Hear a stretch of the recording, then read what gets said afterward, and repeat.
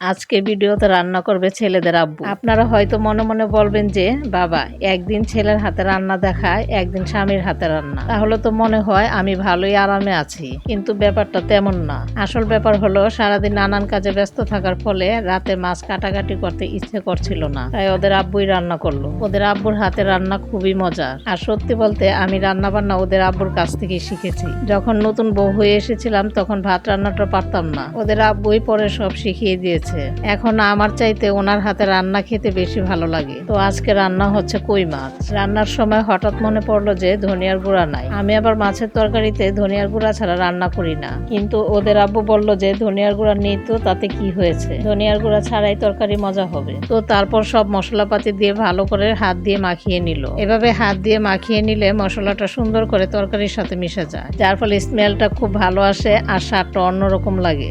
মাছ ভাজার পর এবার তরকারির পাতিল বসিয়ে বেশি আঁচে 20 থেকে 30 মিনিট ঢেকে রাখার পরে মাছগুলো দিয়ে দিল। এর কিছুক্ষণ পরেই তৈরি হয়ে গেল আজকের কই মাছের মজাদার তরকারি। ওদের আব্বুর জন্য হলো কিন্তু একটা লাইক এবং সাবস্ক্রাইব প্রাপ্য, তাই ঝটপট লাইক এবং সাবস্ক্রাইব করে ফেলো। আজকের মতো এই পর্যন্তই, দেখা হবে পরবর্তী ভিডিওতে।